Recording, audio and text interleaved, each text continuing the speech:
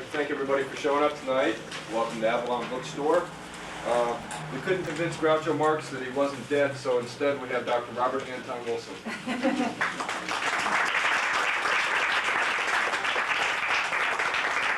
That's one of the shortest and most interesting introductions I ever had. Am I the only one that noticed that one of the last things Ronald Reagan did before leaving the presidency was to have an operation on his asshole? And one of the first things George Bush did on entering the presidency was to have an operation on his middle finger. The only one who imagines a connection there. It's for a man my age, and there are very few. Most men my age are dead already, as Casey Stengel once said. For a man my age, it's profoundly embarrassing that the president and vice president are named Bush and Quayle. When I was growing up, Quayle in Brooklyn, when I was reaching puberty, Quayle had only one meaning. It meant vagina. And I didn't find out it also meant a bird until I was about 19. Adolescents in Brooklyn in the 1940s, before the sexual revolution, before the 60s, before the Kinsey reports were published, and everybody found out, gee, I'm not the only one who does that. Back in the dark ages, boys around the cusp of puberty would gather in the boys' room at the school and discuss Bush and Quayle. Have you ever actually seen a bush? Yeah, my girl let me see a bush, but only quick for a minute, like. Yeah, well, I got two fingers and my girl's Quayle. And I grew up with that. Bush and Quayle, Bush and Quayle. At that stage of adolescence, you're terrified that the grown-ups will find out you're thinking about sex, much less talking about it. And doing anything about it was absolutely out of the question. So this is all, I can say penis and vagina and I'm okay. I can say prick and cunt and I'm okay. But the minute I get to Quayle, I'm 13 years old, and I'm terrified that my parents are going to find out what I'm talking about with the other boys. And now every day I pick up the newspapers and there it is, Bush and Quayle, Bush and Quayle. What are they doing to me? The Republican Party is out to destroy what's left of my sanity. And you've all heard of the Church of the Subgenius, I trust. And you know the secret, you know the secret, praise Bob. You know the secret of power. What's the secret of power? Slack. No, slack. Given how stupid the average guy is, statistically half the people are stupid. Right. You all know how dumb the average guy is. Well, mathematically, by definition, half of them are even dumber than that.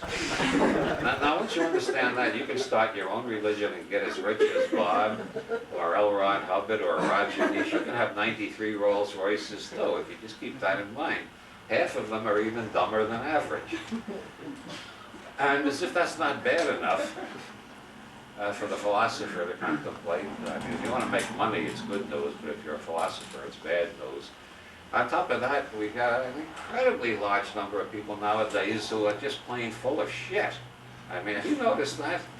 Movie stars, they're all full of shit these days. You can get them to endorse anything.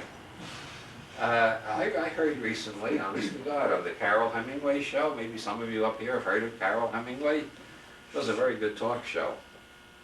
She had a woman on who gets testimonials from movie stars for various products.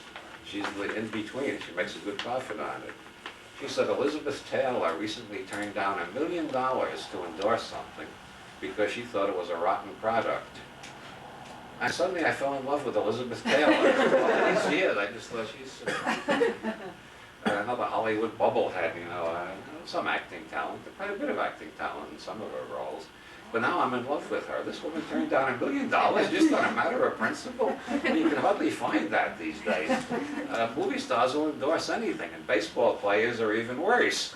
You know, baseball players will get up there on television with their bare face hanging out and say, I never thought I'd like eating lepers' turds. If I would give me that competitive edge I need. They'll do anything for money. AIDS is good for you. I've never been so happy as when I got AIDS. Come and get your injection. They'll say it, you pay them enough money.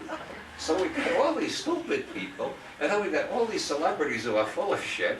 And then if you look around, you'll find out that at least 30% of the population are batshit crazy. Right? Well, on Santa Cruz, it's about 60%. So you got the just plain stupid, you got the ones who are full of shit, and you got the ones who are batshit crazy. And now we end up with a vice president who's all three at once. And he has to be named Quail, too.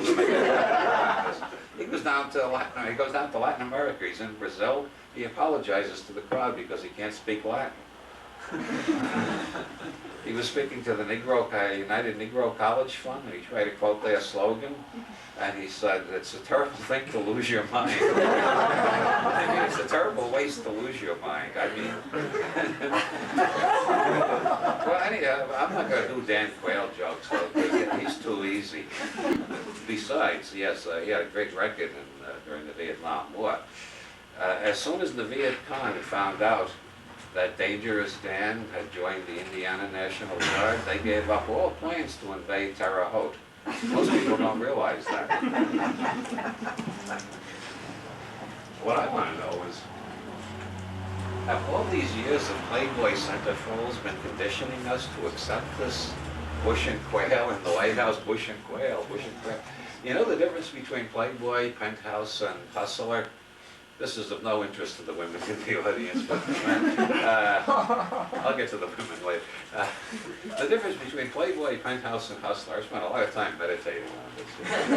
Philosophers have to think about everything, you know, even the most trivial matters.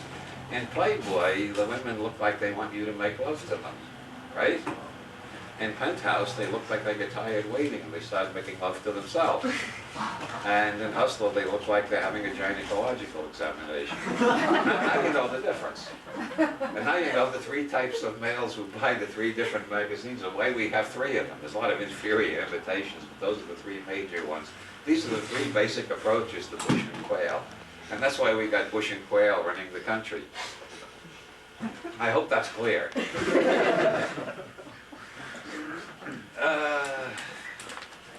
I'm supposed to speak tonight about the Western Hermetic tradition. I've spoken and written so much about the Western Hermetic tradition that it bores me. However, I'll say something about the Western Hermetic tradition. You know, the Earth is hollow, of course. Everybody here knows that. You wouldn't be in an occult bookstore in Santa Cruz if you didn't know the Earth is hollow. February 1990, we all know that. Yeah, well, one of the people who knew it was Jules Verne. That's why he wrote Journey to the Center of the Earth. As a matter of fact, it's in several of Jules Verne's novels. And if you get a hold of Michael Lamé's book, Jules Verne, Initiate and Initiator, you'll find out Jules Verne was a member of the Priory of Scion. You see, we're getting into the Western occult tradition after all. Now, who are the Priory of Scion?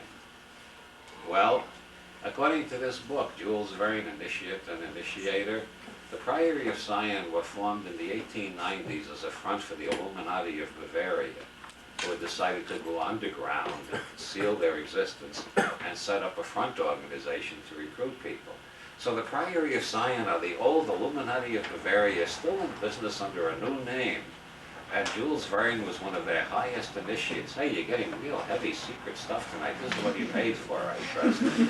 And one of the major secrets of the Priory of Scion is that the Earth is hollow, contrary to what profane science thinks. The Earth is hollow, and there's an opening that goes right down to the center of the Earth at Rennes-le-Château in southern France, near the Spanish border. There's a church there. It's called the Church of Mary Magdalene, and it says over the door, "This place is terrible." And if you go down to the cellar of that church and press the right brick at the right time, a staircase opens leading down, and you go right down to the center of the Earth, which is full of superhuman beings who are immortal, who never die. They have the secret of immortality. And they are going to give it to the human race when we're ready for it. but we're not ready for it yet. But the purpose of the Priory of Scion is to get us ready for it. Okay? You know how many Freemasons it takes to change a light bulb? That's a craft secret.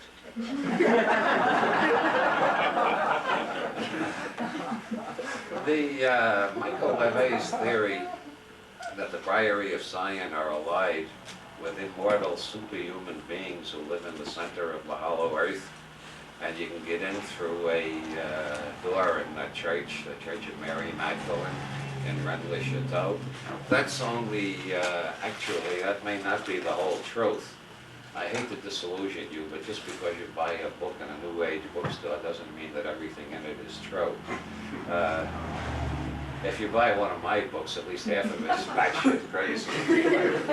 I believe, well, my attitude towards the readers is an absolutely sadistic one, in the sense that Cummings used the word. E. Cummings said to Ezra Pound once, "You damn sadist, I can see what you're up to. You're trying to force your readers to think." Well, that is a pretty sadistic thing to do. If you go to school, the first thing they teach you is to stop thinking. All children are born, as Buckminster Fuller noticed, all children are born naked, hungry, and intensely curious. And as soon as they start talking, well, even before they start talking, being a parent consists chiefly of following them around the house yelling, "Don't put that in your mouth." That's because the oral bio-survival circuit turns on right after birth, and the first thing they want is mommy's titty. And the second thing they want is to test the rest of the world to see if it's as good as mommy's titty. So everything is about, is this as good as mommy's titty? Now, you know what the carpet tastes like, right?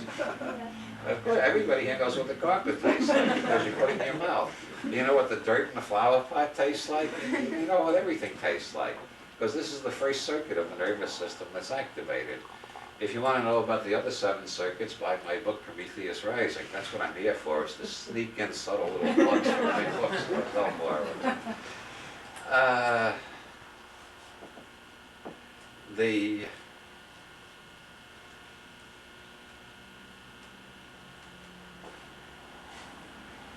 As soon as they learn to talk, as I was saying, they stop testing everything by putting it in their mouth, and they try to find out by wiggling their mouth. They figure out these sounds that grown-ups make have meaning.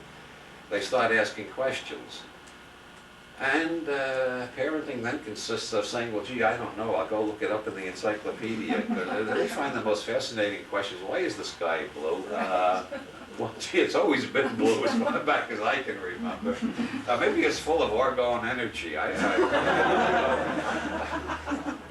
Why is the sky blue? It's the reflection of lakes and oceans. No, wait a minute. And then the next one, why does it rain? Well, there's excess moisture in the clouds, I think, or something like that. But then they want to know, why is America here and not in Africa? Well,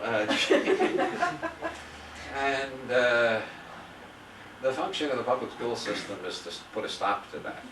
If we had a population who kept the curiosity of small children, people would be going around trying to find out everything for themselves, and such intense curiosity is likely to tumble the whole edifice of authoritarian society. There's a bridge in Amsterdam. Well, there are a lot of bridges in Amsterdam, aren't there? Yeah. There's one particular bridge in Amsterdam, you go over it and you find yourself on E-Tunnel, and there's a great coffee house there which has a sign in it that says, "No hard drugs, please," which I love. It's so civilized, it's so Nederland, it's the essence of Dutchness. No hard drugs, please. Isn't that polite? It reminds me of when Nancy Reagan was popularizing "Just Say No." And Timothy Leary said, "We can be more polite than Republicans. Say no, thank you." And it says, "No hard drugs, please." This is a typical Amsterdam coffee house, which means that you can buy a hashish cigarette with your coffee, which does do a lot to add to the flavor of coffee. And it does a lot for the chocolate buns, too. But no hard drugs, please. That's so civilized and Dutch. Because really, you're sitting around in one of those nice Amsterdam coffee shops with a bunch of friends drinking coffee, blowing ash, relaxed, at peace with the world. You think, gee, someday the whole world will be like Amsterdam. That'd be wonderful. And you don't want somebody in the corner or looking at work, something getting ready to shove the needle in. It lowers the whole tone of the establishment. So no hard drugs, please. I love Amsterdam. But anyway, there's the bridge you cross over there. It says under the bridge, abuse of authority comes as no surprise. One of the most profound political statements I have ever encountered. Abuse of authority comes as no surprise. And authority cannot survive questioning, especially authority that's based on nothing but bluff. And since governments are based principally on force and deception, democratic governments are based chiefly on deception, other governments on force. In democratic governments, if you get too uppity, they give up on the deception and they resort to brute force again, as a lot of us found out in the 60s. Those who didn't find out in the 60s will find out in the 90s, because we're going to have a rerun of the 60s. And so they don't want people going around asking questions. So the question is, how do you stop this natural human curiosity and this incredible intelligence that humans are born with? All humans seem born with a very high IQ compared to chimpanzees, orangutans, dogs, cats, etc. Like a dog. You've noticed that dogs don't have any sense of time whatsoever. You know, you go out the door and you remember you forgot your wallet, you go back in and the dog goes, I thought you'd never come back, I thought you'd never come back. Thank God you're back, thank God you're back. I never did learn how to use the can opener. I thought I never see you again. It's the same if you've been gone for 2 weeks, you know. So I never see you again. Cats are cool. Cats. Did you ever see a cat walk right into a glass French door? You know, a cat will walk right into a blanket. And they won't admit they were surprised. Their whole career depends on seeming smarter than dogs. Beings feel inferior. The whole cat shtick is look how imperturbable I am. Look how cool and serene. You want to know Buddhism, man? So a cat walks into the glass, bang, turns around. I meant that, I intended that. I don't want people to think stupid. I know what I'm doing. You follow the cat, you see it's hiding behind the couch going,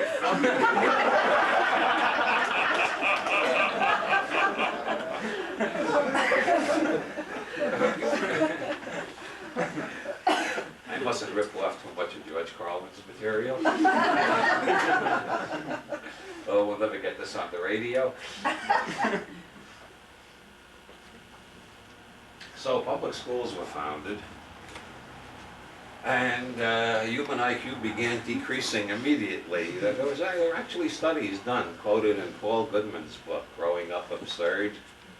Paul Goodman, Growing Up Absurd. Just so you don't think I'm making this up. There have actually been studies done in many schools in the big cities where IQ measurably decreases from the entering of grammar school to the graduation from high school. The longer they're there, the dumber they get. And some people think that's an accident or an oversight or a mistake.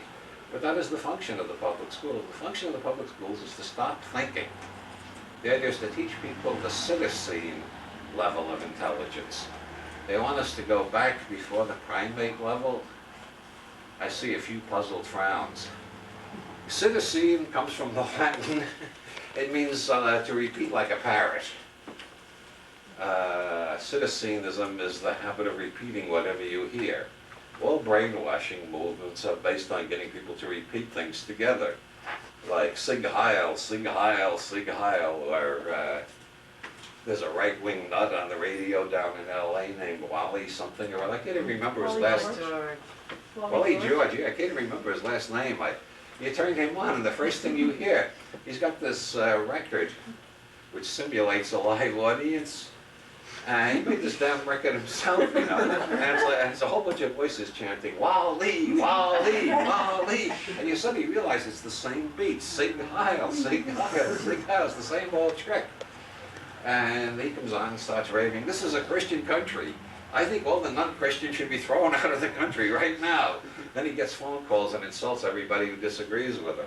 And then he plays, Wally, Wally, Wally. You think, Jesus, I lived through this in the 30s. What's going on here? With people, after 8 years of grammar school and 4 years of high school, most people are ready for that sort of thing because they have been taught, you never think, you never judge, you never trust your senses, you never report what you see, hear, smell, or any way surmise from the environment. You repeat what the teacher tells you. If they catch you thinking, you get a lower mark. I one time got a C on a term paper at Brooklyn Polytechnic. It was the longest term paper in the whole class. I checked that out. It had more footnotes than any other paper. They were all accurate footnotes, all the proper apparatus of scholarship. Why did I get a C? I asked the teacher, why did I get such a low mark? These guys wrote these little short papers, got A's, and I get this C for this big, long philosophical paper. He said, engineers don't write like that. You must have plagiarized it. He caught me thinking. That's the one thing they can't stand, is if they catch you thinking, they got to find some excuse to punish you. You're not supposed to think. You're supposed to repeat what you hear. And almost all books are written on that principle. Books are written, this is the truth. I have found out the truth. I will now explain it in chapter 1. I'll explain a little more in chapter 2. In chapter 3, I'll summarize chapter 1 and chapter 2 to make sure you get it. Then in chapter 4, I'll tell you a little more. Then in chapter 5, I'll repeat it a different way. Then in chapter 6, I'll tell it to you again. Now you better believe it. I've proven it. Now go and tell all your friends to buy this book so they'll learn the truth too. And people who've been through our educational system, they think they're thinking when they're just repeating like parrots. So I set out to sabotage the whole system by writing books that nobody can believe. You believe one part, you take any book of mine and you believe the first 30 pages, you can't believe the next 30 pages. If you somehow make a synthesis between them on some upper Hegelian level, this is the thesis, this is the antithesis, and somehow I'll make a synthesis up here, you find the next 30 pages throw you into an entirely different reality tunnel. By the time you get to the end, you don't know when I'm kidding and when I'm telling the truth. And perforce, you either have to start thinking, which is how people end up in seminars like this, or they throw the book across the room and they say, what's this son of a bitch up to? I think he should be banned.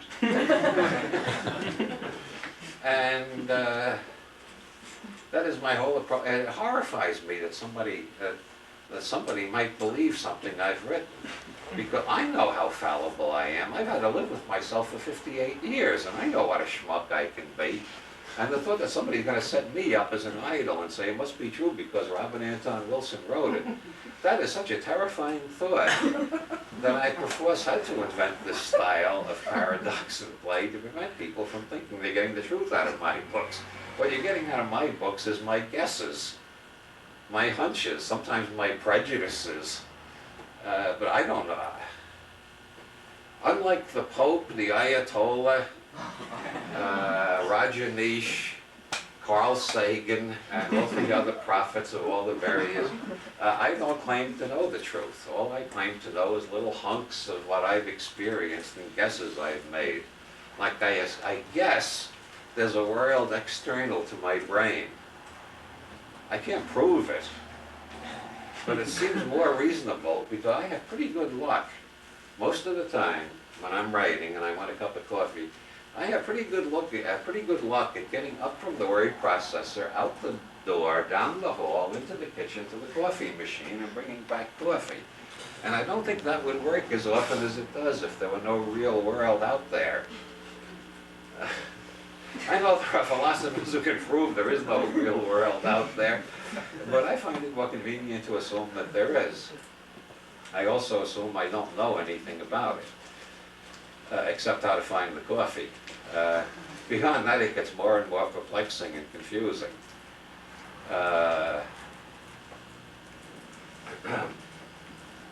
For instance, according to Girard de Sades, La Race Fabuleuse, published in Paris in 1973. De Chien J. Louis, and my French is lousy, you don't have to tell me. I do better at German, a little better. I saw a sign going through Bavaria in November. Looking out the window, I'm reading all the street signs in the towns we're going to, trying to translate them, and of course German street names are very long.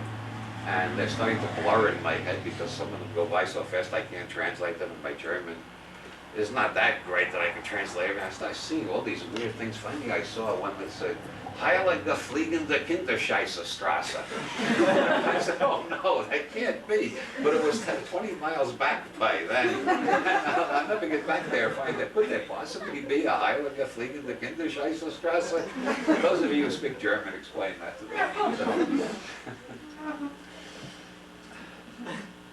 Gerard de Sade, La Race Fabuleuse, 1973. Also deals with the Priory of Scion. He explains that the works of Nostradamus do not deal with the future. Most people think Nostradamus deals with the future, which makes for a lot of puzzles because if you start studying the history of interpretations of Nostradamus, you find everything in Nostradamus has been interpreted a different way every century. There are quatrains in there that some people thought referred to Napoleon. Then later on they decided they referred to Bismarck. Then later on they decided they decided they referred to Kaiser Wilhelm. Later it was Winston Churchill or Adolf Hitler. Then it was Ronald Reagan. And they were all highly ambiguous. A couple of months, you had an earthquake here.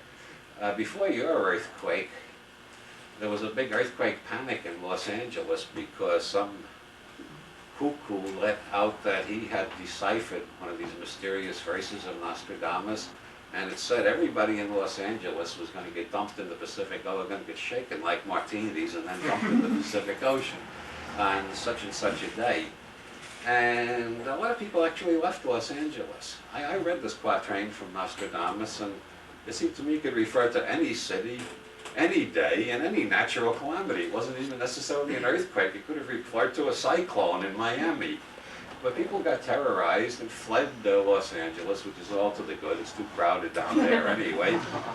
The only thing to be said for malathion spraying is that it's going to thin out the population. Those with the less hardy genes will die, the tough ones will survive. According to de Sade, this simulation of prophecy in Nostradamus is all a big hoax. This is just to keep Nostradamus in print by attracting the superstitious and gullible. Meanwhile, as long as Nostradamus is in print, what he actually deals with is not the future but the past. What Nostradamus' quatrains refer to is the hidden history of the past, especially the past of France. And the hidden history of the past of France, as Gerard de Sade deciphers it from Nostradamus' quatrains, is full of the most amazing things you never heard of before. The old royal family of France, the Merovingians, I will not attempt the French pronunciation at all. I will not even make an effort at it. The English call them Merovingians, and I can pronounce that, so they're Merovingians for tonight. The French royal family up until the 8th to the 9th century, the Merovingians, disappeared entirely. Nobody knows what became of them. The last Merovingian king, Dagobert II, was murdered in the Ardennes forest on December 23rd, 789. Why December 23rd? Oh well.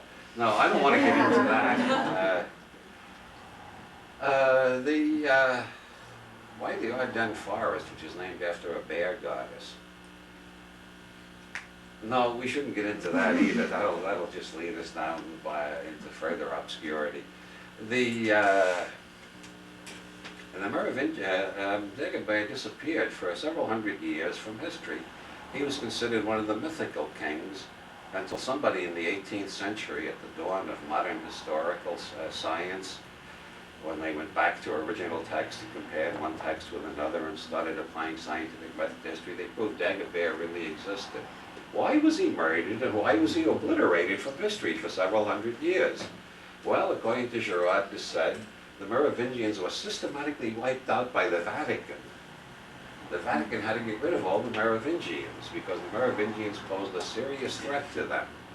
The Merovingians were descended from the tribe of Benjamin in ancient Israel and Old Testament days, and their mates, who were not human. The tribe of Benjamin intermarried with extraterrestrials from a planet in the system of the star Sirius.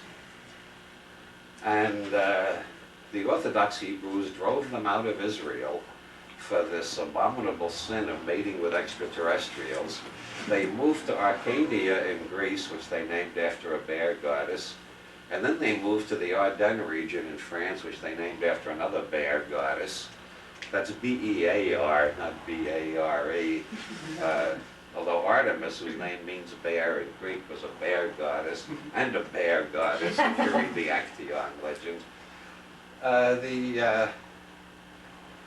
The descendants of this intermarriage between extraterrestrials from Sirius and ancient Israelites became the Merovingian dynasty, who have superhuman powers and long hair that goes down the back of their neck and down the back of their spine.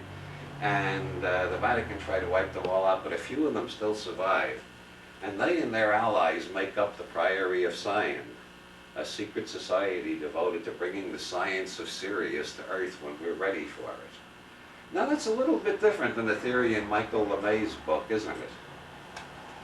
That's another reason I don't claim to tell the truth. I don't know how to find out the truth. I just collect theories and guess which one of them sounds more plausible.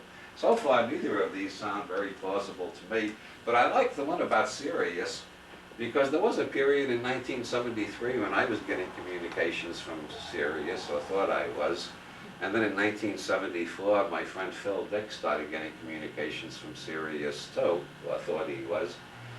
And so I've always been intrigued with Sirius. I eventually decided I wasn't getting communications from Sirius. A psychic named Penny Looney told me I was channeling an ancient Chinese philosopher. And I started to try to make tests to see whether it was an extraterrestrial from Sirius or a Chinese philosopher. And I found either one worked. Hypothesis seemed to fit the data, just like the wave and particle models in quantum mechanics. And then another psychic told me I was channeling a medieval Irish bard, which made a lot of sense to me because I've always been attracted to the medieval Irish poetry. And if a medieval Irish bard was trying to use me as a channel all my life, that's why I would have gotten so involved with Irish literature. But then I saw the movie Harvey, which is about a fellow named Elwood P. Dowd in some city in Ohio who comes out of a bar one night and meets a 6-foot-tall white rabbit lounging against a lamppost. And the rabbit says to him, "How are you this evening, Mr. Dowd?" And in the movie, when Elwood tells this to the psychiatrist, his sister has taken him to the psychiatrist, says, "Weren't you surprised?" And Elwood says, "No, it's a small town, everybody knows my name." Which makes sense to me. The 6-foot-tall white rabbit is well known in County Kerry. He's called the puka, which some linguist claim is the earliest Indo-European form of the word which became bog in Russian and God in English. It means the divinity, the divinity. The earliest divinity of Europe was a giant rabbit, according to some theories. And this giant rabbit still survives in County Kerry, where in modern Gaelic he's called the puka. And occasionally some of them wander as far as Ohio, including that play. There's a skeptical psychiatric orderly in the play named Wilson, and he looks up puka in the dictionary, and the definition he finds in the dictionary is puka, N, a Celtic elf or vegetation spirit, wise but mischievous, fond of rum pots, crack pots, and how are you tonight, Mr. Wilson?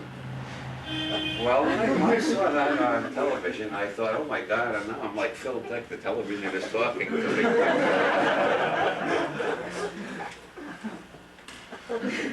So I decided to experimentally take the attitude that what was communicating with me or through me was a 6-foot-tall white rabbit from County Kerry. And I found that made as much sense as assuming it was an extraterrestrial or an ancient Chinese philosopher.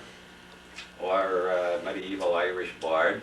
So I adopted the 6-foot-tall white rabbit from Kerry because there was absolutely no danger that I might take that literally. And I think when you're dealing with these processes, the worst danger is what the Sufis call literalism. Never be literal. Oh my God. Ovular. There's an ovular shape on the floor. There is no such word as ovula. He denies that there's such a word as ovula. Put that in the book. You recognize that? That's from Orson Welles' version of the trial.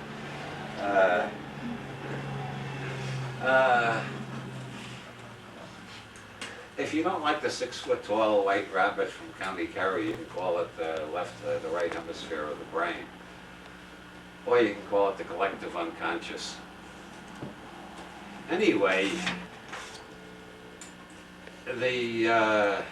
whether I was getting messages from Sirius or from my own unconscious or the collective unconscious, or what lies even deeper than the collective unconscious according to Jung, the psychoid level, which is the same in all animals, not just in humans, and it's also the same in inanimate matter as it is in animate matter, and it has the quantum characteristic of non-locality.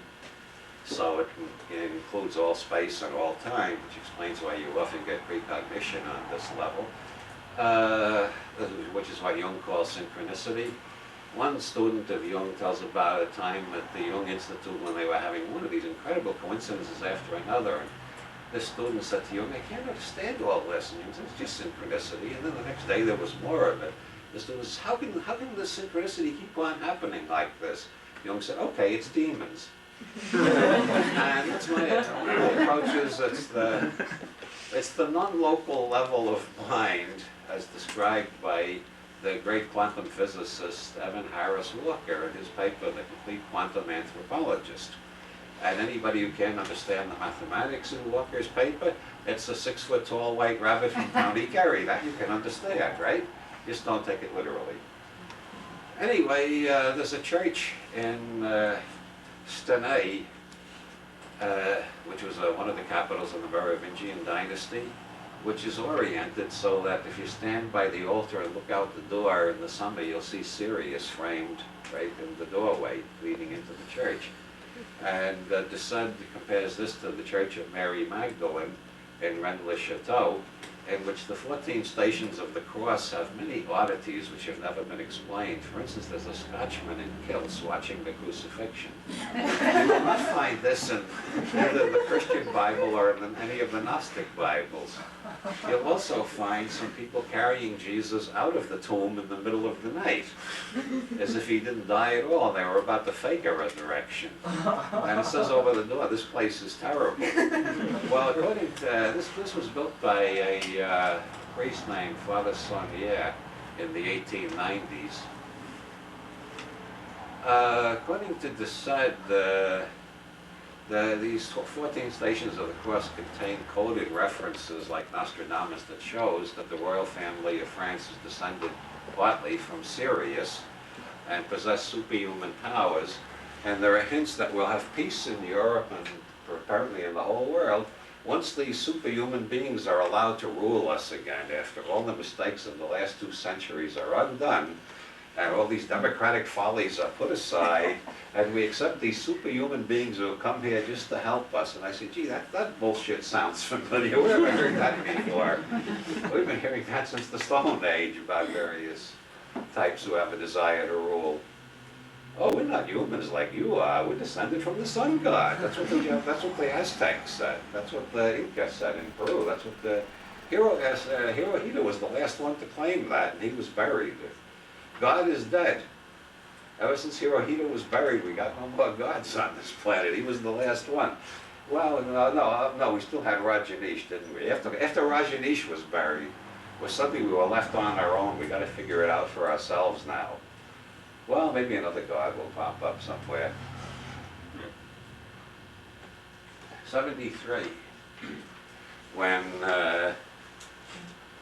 La Race Fabuleuse was published, a Swiss journalist named Matthew Cowley published a book called Undercurrents of Political Ambition.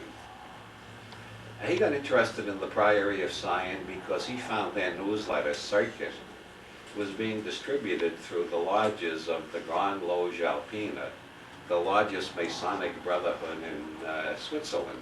As a matter of fact, the Grande Loge Alpina contains the bankers who own the banks in Zurich and Basel, who pretty much control European finance. And there's as many conspiracy theories about the Grande Loge Alpina over in Europe as there are about the Bohemian Club over here. These are the richest people in Europe, and they belong to the secret Masonic group, the Grande Loge Alpina. Harold Wilson, no relative. He was a prime minister in England back before Thatcher, if anybody can remember a time before Thatcher, way back in the dark ages there in the 70s. Harold Wilson called them the Gnomes of Zurich. As far as I know, he was the only one that ever pronounced the G in gnomes. We call them the Gnomes of Zurich. He complained that no matter what any government in Europe tried to do, if the Gnomes of Zurich didn't like it, they'd stop it one way or another. And as a matter of fact, governments don't act, governments only react. The bankers make the decisions, and then governments decide how are we going to adjust to this. Government can't do anything unless a bank gives them the money to do it. And if the bank says, we'll give you this much money for building armaments, the government will build armaments because they can't get any money out of the bankers any other way. If the banks say, we don't want you to build armaments anymore, we want you to build highways, they'll build highways. So people will worry about who's president, whether it's Bush or Quayle or pubic hair or anus or whatever. The important thing is who's running the banks. They're the ones who are making the decisions.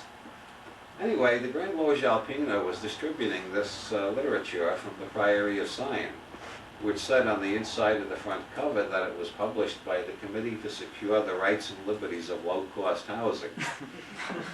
Matthew Pauli, the Swiss journalist, got interested in the Committee to Secure the Rights and Privileges of Low-Cost Housing because he detected in the Priory of Scion publications that there was something that was not exactly centered on low-cost housing.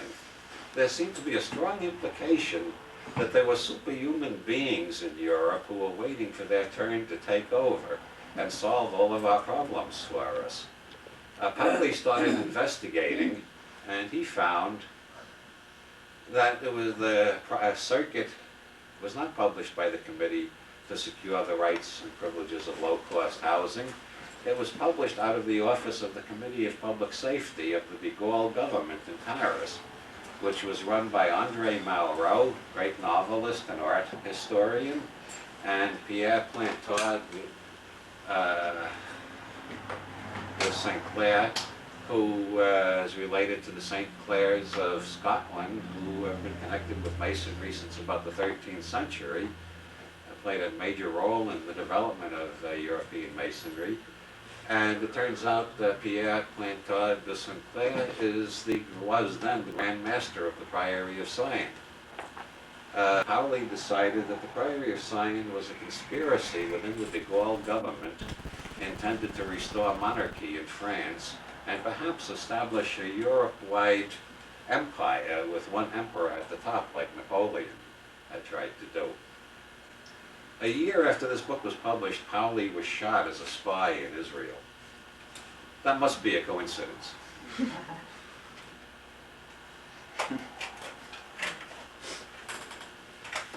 A French magazine,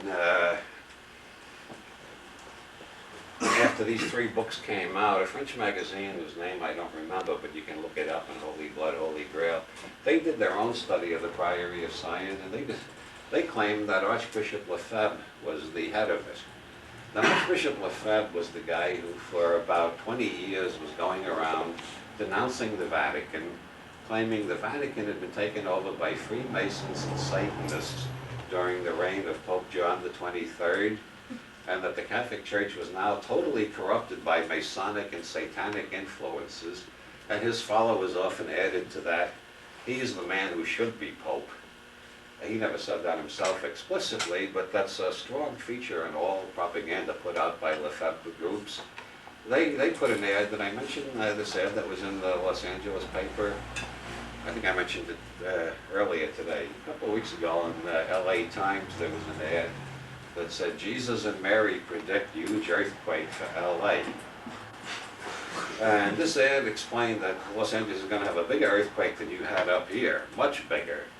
And the only way to survive is by hanging a crucifix on your door, buying a rosary, and getting a copy of the Catholic Bible translated before 1965. That's before Vatican II. This is a key thing with the Lefebvre people, is that everything since 1965, everything that's come out of the Vatican since 1965 has been the work of Freemasons and Satanists. And Lefebvre is the only one who's maintaining the true Catholic Church. And he got away with this for over 20 years. Last year they abruptly excommunicated him. For years I was wondering, why don't they excommunicate this guy? I mean, he's marching up and down Europe, as it were. He's publishing he's got all these followers, putting out all these hysterical publications announcing the Vatican is run by Satanists. And they just ignore him. Well, after 20 years they stopped ignoring him and they excommunicated him, which means that he got more publicity and more followers. Naturally. Maybe that's why it took them so long to excommunicate him. He's got a group in Long Island called Our Lady of the Flowers. If you write to them, you will get 2 rose petals blessed by Jesus Christ himself, and a lot of propaganda about why Jesus wants you to kill homosexuals. Jesus is really pissed at the gay men. He's got a real thing. He's off his head on the subject. That's why he's sending the fucking earthquake. This is what the Lefebvre people believe. One of his disciples, Father Lone Cron, who was, matter of fact, ordained by Lefebvre himself, he tried to shoot the Pope in Fatima a couple of years ago, bang, bang, bang, and he missed. Well, priests are not trained. He said at his trial that, in the cross-examination, the prosecutor said, "You show no remorse whatsoever. Do you feel no sense of guilt?" And he said, "I have absolutely no guilt about trying to kill the Antichrist. My only guilt is that I committed some sins of the flesh when I was younger." He's guilty about that 20 years later. He doesn't mind shooting somebody. Can you believe it?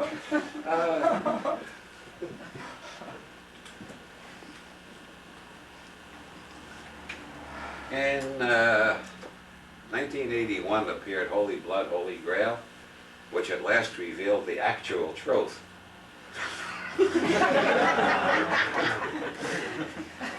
The Priory of Scion is a medieval chivalric order devoted to protecting the descendants of the Merovingian dynasty. And the reason they are being protected against the continuous attempts of the Vatican to get rid of them all is not that they are descended from people from Sirius, but that they are descended from Jesus Christ and Mary Magdalene.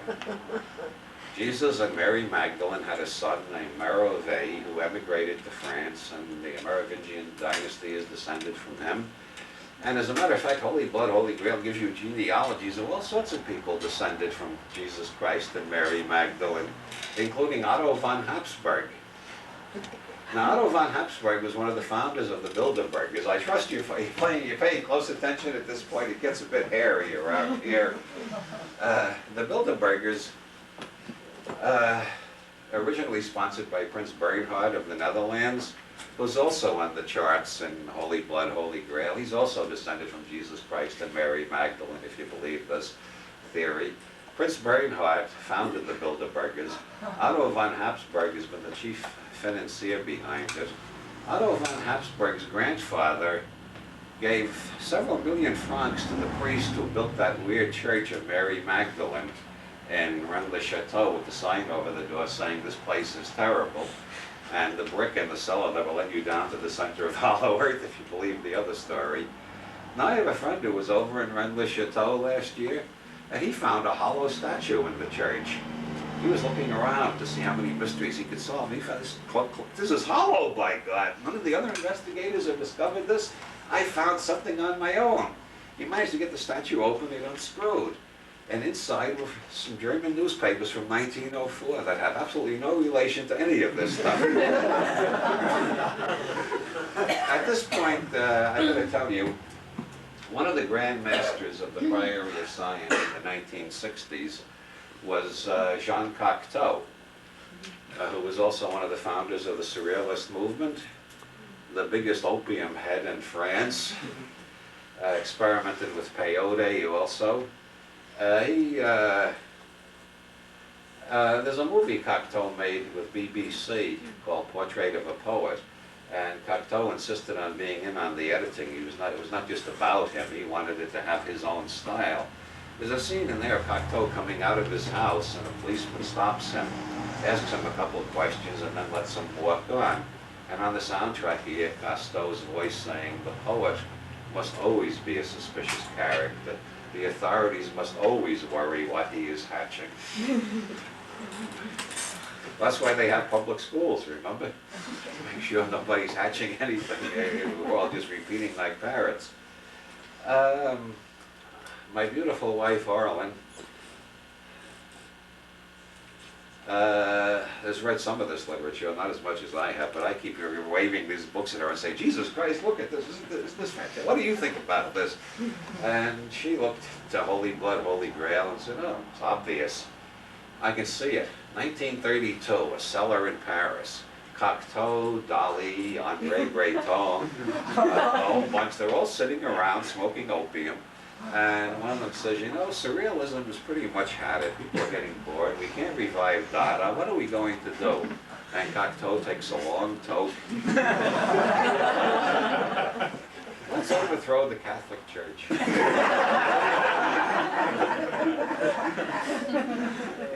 Well, that's Arlen's theory. But the Priory of Scion can be proven to be older than Cocteau. It goes back at least to the 1890s and probably a couple of centuries before that. Maybe back to the 13th century even, like they claim.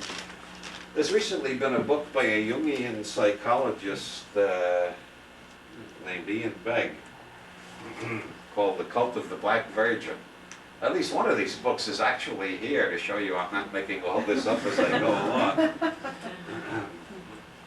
Oh, here's Holy Blood, Holy Grail. So, Ian Begg made a study of the 400 and somewhat more than 400 statues in European churches of the Virgin Mary, in which the Virgin Mary appears to be black or Negro.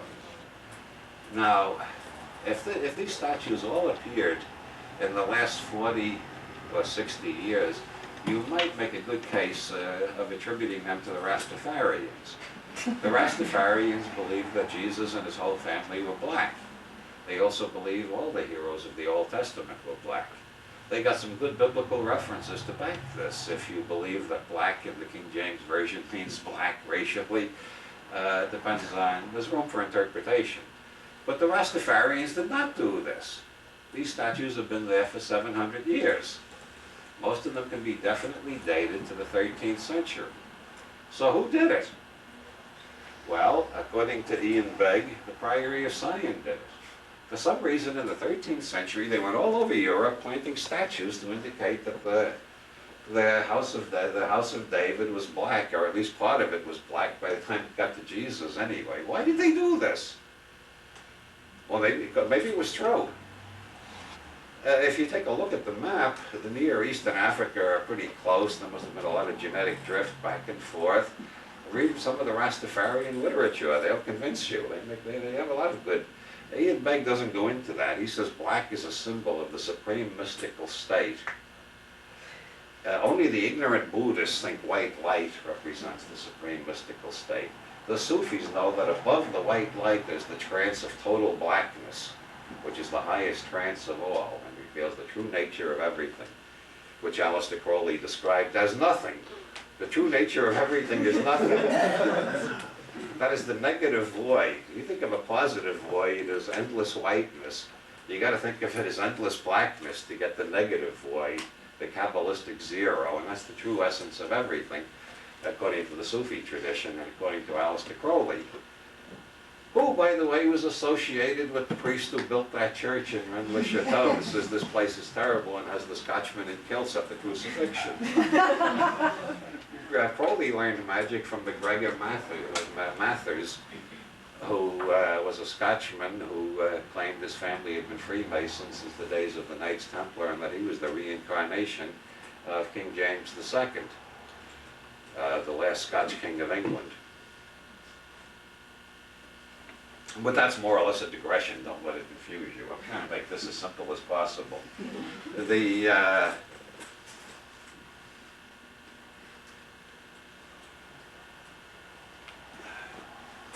Ian Begg, yeah, the cult of the Black Virgin. The Priory of Scion put these statues all over Europe. As a matter of fact, there's one in Dublin.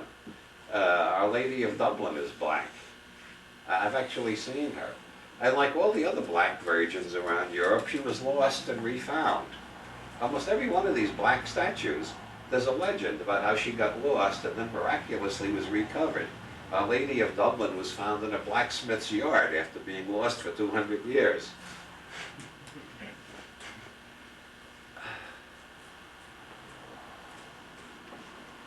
Genesis.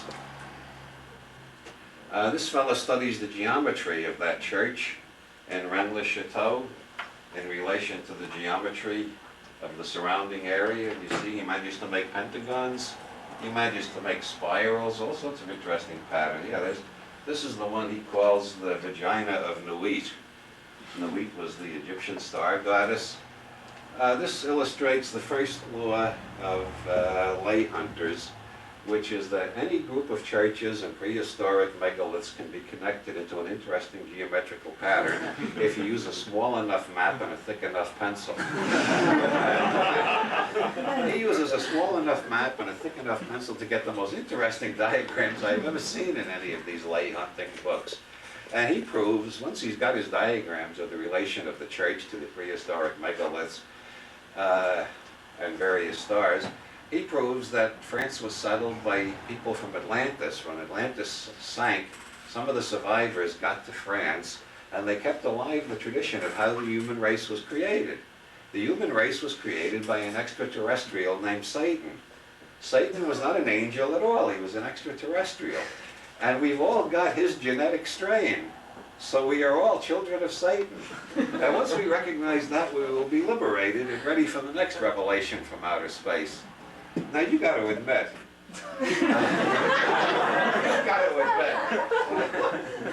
some people are stupid, some people are batshit crazy, and some are just full of shit.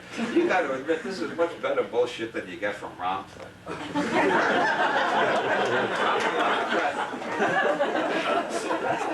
Ramtha has been dead 40,000 years and hasn't had an original thought in all that time. You can't get anything from Ramtha you can't get from Hallmark greeting cards. Well, or the editorials in Reader's Digest. This stuff is original and provocative. This stuff might actually come from extraterrestrials. At least it shows a rather transhuman sense of humor, and a definite attempt to adjust our minds in such a way that we are no longer sure that we fully understand the difference between poetry and reality, which is another reason for suspecting Cocteau was the main architect. But this does enlarge the mind, liberate the energies, and create an acute case of paranoia when you trace all the people on that Merovingian chart, like Otto von Habsburg is the president of the Society for the United States of Europe. They've been working for decades to create a united Europe, which is about to appear. Just when they're about to do it, the whole Eastern Bloc breaks loose from Russia. Why did Gorbachev let them break loose? Who's dealing with who behind the scenes? What has this got to do with the Gnomes of Zurich? Who put up the financing before any major political change can occur? What has this got to do with the Pay-Do group in Italy? Pay-Do was using the Vatican Bank to launder most of the cocaine money from South America and most of the heroin money from the Near East. The heroin money came by way of the Grey Wolves, one of whom, Mehmet Ali Agha, ran the money through the Banco Ambrosiano in Milan, which was owned by the Vatican Bank. He tried to shoot the Pope, remember, in St. Peter's Square? It's funny how many people have tried to kill this Pope.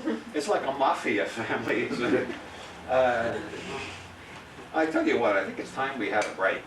Everybody get up, stretch, go outside, get some fresh air if you need it.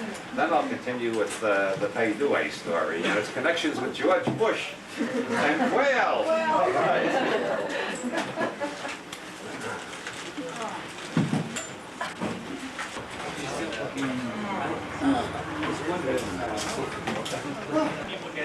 Some people came up and asked me questions while I was signing books for some other people, and it got a bit chaotic, but it did suggest to me that people have a lot of questions. Now I have to leave at 8:30 because I have to catch a plane. So I think I will put the question, I think I will put a question period in here, and if things work out okay, I'll put another question period in just before I leave, after I go through the Vatican Bank, cocaine, the Sirius, Bush, and Skull and Bones, and so on. But right now, those of you who are absolutely desperate to ask questions, here's your chance. Yes? The future availability of the pulse star. The pulse star, the inventor died. It is now being manufactured under the name New Star. And I have not got the manufacturer's address memorized. You'll have to start out with that full New Star and track it down yourself. It's the best I can do. Yes? Being that you were once an editor at Playboy, do you have any comments on Hugh's recent marriage? Boy, that's tenuous. Seeing as I once lived in Chicago, do I have any comments on the current mayor? Son of Richard Daley. It sounds like the greatest horror movie ever. I had enough of Richard Daley in the 60s. You have so you haven't got married. Well, I can't think of a damn comment to make about it. Well, then how about what I said before about the environment? You mentioned in your book, it's up on the shelf, Cosmic Trigger, that you wanted to be immortal, or at least we're looking into the new technologies. Is it worth it anymore? Oh, yeah. If it ever was. If it ever was, it still is. It depends on what your picture of the future is. Yeah. And my picture of the future is uninhibitedly optimistic. I think we're in a period of fractal chaos in which the whole system is collapsing, and every week is a new surprise, like they just let Nelson Mandela out in South Africa. Yeah. And in Romania, the most terrible of all the dictatorships, they killed the dictator and his wife and then passed a law against capital punishment and didn't let it go on. Like it does in most revolutions, executions upon executions, until they create a counter-revolutionary class out of the relatives of all the people who got killed. And 4 people have been found guilty of genocide and sentenced to life in prison instead of being executed. That's a real surprise in the history of revolutions, and we're getting one surprise after another. And I think this is the period of fractal chaos in which the old system is giving way to the new system. Of course, fractal chaos has backward as well as forward movements, and right now in Southern California, where I live, they're conducting the biggest experiment ever conducted on human beings since Nazi Germany. I have strong suspicions that Dr. Mengler has taken over the state of California. They are dumping malathion on people every night down there just to see what happens. If enough of us survive, they'll have scientific proof that it's safe. Right now they don't have any. They only have proof that people can survive one dose. They have no proof that people can survive repeated doses. So if enough of us survive, they'll have proof. If enough of us don't survive, they'll say, oh, well, gee, I guess we fucked up again. What do you expect the government's anyway? Yes? Given the situation in Russia, do you suspect that the Kremlin has been infiltrated by Discordians? In a sense, Bucky Fuller said in 1981 that the technologists were going to take over Russia, and their attitude is nobody can win a nuclear war, so the first thing to do is to abolish the possibility of nuclear war, and then introduce the Western-style bourgeois freedoms that the communists have always rejected because scientists need that for their work. And of course, Gorbachev was a good friend of Sakharov, and Gorbachev does get a lot of support from that part of Russian society. So it's sort of it's a technocratic revolution, but technocrats tend to be Discordians anyway, so the two overlap. Yes? What's the origin of the word Fenord? I would get out of here alive if I told you.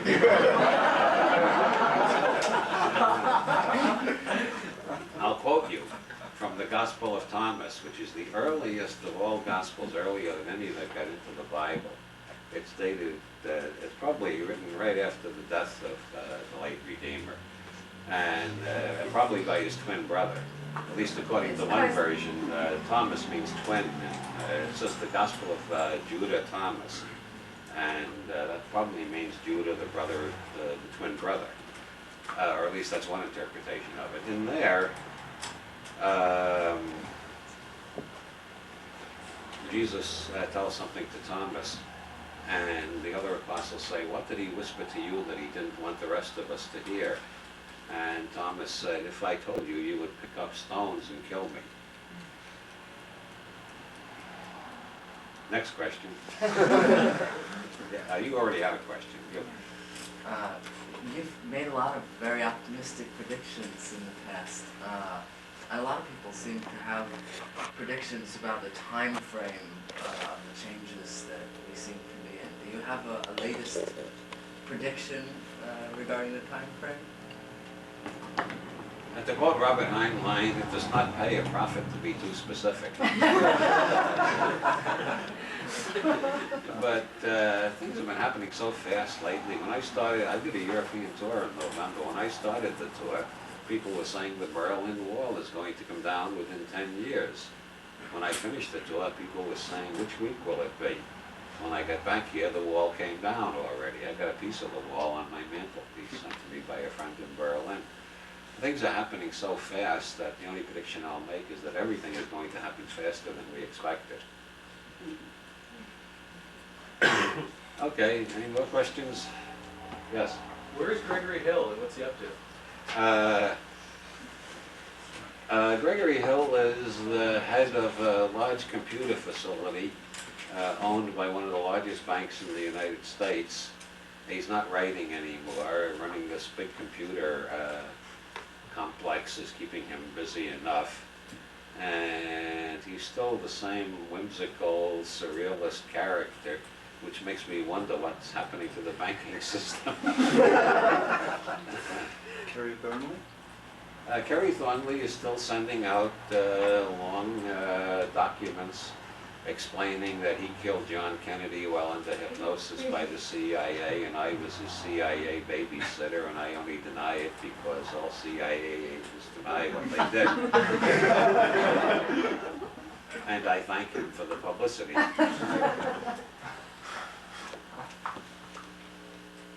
Made Russell charged in Conspiracy Digest that I am a paid agent of the Rockefeller conspiracy. In the next issue of Conspiracy Digest, I confessed that it was true. David. I said Nelson because when Illuminatus first came out, I was disappointed that Dell wasn't doing enough advertising, and I didn't have a budget myself. So I figured, what can I afford to do? So I had a rubber stamp made. And I put it on all my letters, and wherever I went, if I wasn't a cop looking, I put it on the billboard, I put it on toilet paper in the men's room, in movie theaters. Everywhere I went, I put this rubber stamp that said, "Why is Nelson Rockefeller never seen in public without his trousers? Read Illuminatus." That would arouse a lot of curiosity. And this goes to show artists never understand the depth of their own inspiration or how the collective unconscious works, because when Nelson Rockefeller died, he didn't have his trousers on, as you may remember. Anyway, in my confession in Conspiracy Digest, I said Mae Russell was right. David Rockefeller comes around every week and gives me a bar of solid gold, and my whole cellar is stacked from floor to ceiling with these bars of Rockefeller gold. And then I ended woof, woof, woof. And I'm sure, knowing May, she was going around showing that letter to people for years, saying, here, he confessed, he admitted it. And he even gives away his extraterrestrial origin. You get that reference for the dog star in there? Okay, we will now continue with the evening's entertainment. And I hope you find as many yaks in the second part as you found in the first part. During World War II, a young Italian named Licio Gelli managed to get himself a position in the communist underground in Italy and a job with the Gestapo at the same time. You will already see that Mr. Gelli was good at fancy footwork. He managed to go through the whole war working for the underground and the Gestapo, simultaneously persuading each side that he was betraying the other and actually loyally serving them. A lot of people went to their deaths because Gelli turned them into the Gestapo. A lot of people did not go to their deaths because Gelli did not turn them into the Gestapo. There was some attempt to bring him to trial as a war criminal at the end of the war, but this was stopped by the numbers of people who came forth and said he helped the underground more than anybody in Italy, so he got off scot-free.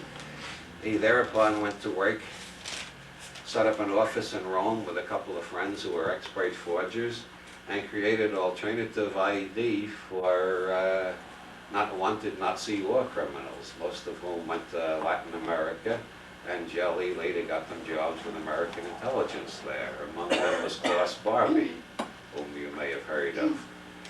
Gelli pretty soon staffed the Latin American branch of the CIA with Nazi war criminals, one or two of whom gets caught every year, and the CIA always throws up their hands and say, we didn't know he was a Nazi war criminal, we thought he just looked like that Nazi war criminal. Gelli officially went to work for the CIA in the 1950s. He was working out of the American Embassy in Rome, according to quite a few witnesses. One of his first major jobs for the CIA was turning the Italian labor movement away from the left-wing direction it was taking after World War II in a right-wing direction. He accomplished this by a variety of means, one of which was persuading Sophia Loren to star in a television commercial denouncing the left-wing unions and telling everybody to join the right-wing unions, for which Sophia got paid a pretty penny, a pile of lira. Like I told you, you can get movie stars to say anything these days. That didn't exactly turn the tide all by itself, so Gelli hired a bunch of his friends in the Mafia to shoot all the heads of the left-wing labor unions in Italy, who wouldn't take bribes and take more right-wing positions. And so the CIA was very delighted with Mr. Gelli, and he became one of their major European assets, as they say, just like Noriega in Panama, major asset. Around this time, Gelli was recruited by the KGB. Well, why not? If you can convince the Nazis and the communists you're on the same side during World War II, you can convince the CIA and the communists you're on their side during the Cold War. So he was receiving payments from the KGB and the CIA for a variety of projects when he entered the Grand Orient Lodge of Egyptian Freemasonry. The Grand Orient Lodge of Egyptian Freemasonry was founded in 1771 by the Duc d'Orléans, and who had ambitions of becoming king. Orléans knew that if the right 7 people died at the right time, he would succeed to being king. It was just a question of persuading these 7 people to die at the right times. And as some Italian Renaissance prince victim know that he is pushed by a friend, it is only important that he is dead. There were some Italians who felt that you had to know a friend was doing it to you when it happened. Well, to get into the subtleties of the Roman psyche is a little, it goes a little too deep. You got to read the Maltese for Alchemists. Well, anyway, Orléans was assisted in founding the Grand Orient Lodge by Count Cagliostro, who, as everybody knows, was actually a Sicilian gypsy named Joseph Balsamo. Everybody knows that who hasn't read Charles Ford and Colin Wilson, both of whom have pointed out that the identification of Cagliostro with Balsamo was made by one witness, was never proved, and it's just been repeated by historians because nobody knows who he really was. And most historians go on the principle, you can find one source that says something and all the other sources don't know anything, we'll just repeat this. Nobody actually knows who Cagliostro was, or where he came from, except that he seemed to belong to every secret society in Europe, had all their insignias on his robes, knew all their secret grips and passwords, and had a hell of a lot of money, which he distributed in poor neighborhoods all over France, while he was doing miracle healings using mesmerism. And the Grand Orient Lodge became the biggest Masonic lodge in pre-revolutionary France, and the leaders of the Grand Orient Lodge all ended up the leaders of the new government after the revolution, except for Orleans, who got his head chopped off, which illustrates Wilson's first law of conspiracies. The greatest conspirators are usually the greatest fuck-ups. Orleans did not get what he wanted. He got his head chopped off instead. Cagliostro died in a dungeon in Rome, awaiting trial by the Inquisition. The Grand Orient Lodge was involved in quite a lot of radical activity through the 19th century, including the Paris Commune of the 1870s. When Jelly entered the Grand Orient Lodge, he ascended to the 3rd degree, which is pretty low, comparatively speaking, because there are 32 degrees. After attaining the 3rd degree, learning the identity of the widow's son, and that of which it is wisest not to speak, Jelly founded Propaganda Due, which was named after Propaganda Uno, which was a Masonic socialist conspiracy of the 1870s. Except Propaganda Due, unlike Propaganda Uno, was not a socialist conspiracy, it was a fascist conspiracy. He recruited most of the remaining fascists in Italy, and then set about recruiting everybody in a position of power. One of the rules of Propaganda Due was that you had to write out in handwriting, not on typewriter, you had to write in your own handwriting and give to the Grand Master of the Lodge, Licio Jelly, a complete confession of all your crimes and sins, everything illegal and unethical you had ever done. And because Propaganda Due had acquired the reputation of being the people who were getting into power in Italy, a lot of people wanted to join, so they wrote out these confessions, and this gave Jelly ample opportunity to blackmail people who didn't want to join Pay Due. He called them up and told them what he had in his files and saying, unless you join Pay Due, this goes to the press tomorrow. So, in 1981, when Pay Due exploded into public notice,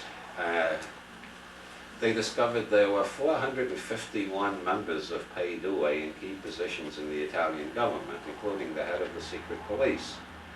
When the police went to arrest Jelly, he had already left Italy and flown to Uruguay because the head of the secret police had tipped him off, being a member of Pay Due himself.